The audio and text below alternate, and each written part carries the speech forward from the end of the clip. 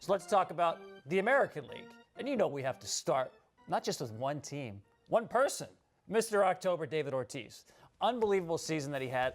Looked at him at the end of the season, Kenny, and on his face, in his body, I saw an exhausted David Ortiz. No question. Now, I think he's going to reset and recharge when the playoffs start.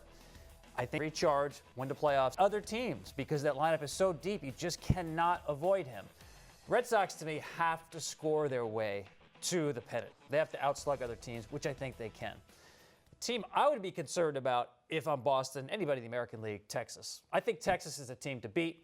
I know you look at their record and you say, man, that team was lucky. All those wins by one run. Too many games. Too many, exactly. Yeah. Here and there, yes, luck is involved. But I love the makeup, the character of this team. It starts with Adrian Beltre for me. He's their David Ortiz. I think he gives them their toughness.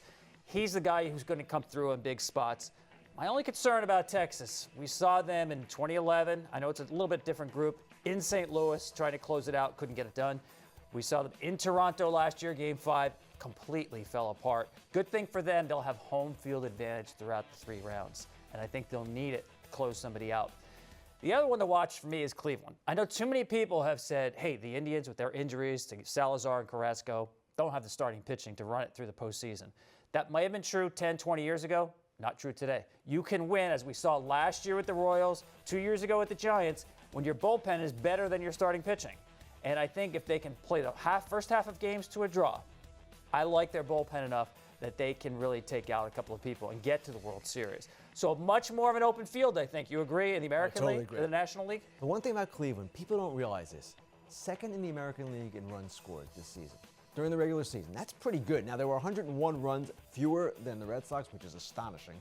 But at the same time, they can beat you multiple ways. I don't discount them in that series. Yeah, and I think they're the best base running team in the postseason. They play like an old school National League team, because a lot of new school National League teams don't even run like they do. And I think they can create some havoc, force some issues, especially if a team is not good at defending the running game. They're a fun team to watch, and I would not sell them short. How do those in your profession view a curse that's felt by a whole city like the one attached to the Cubs?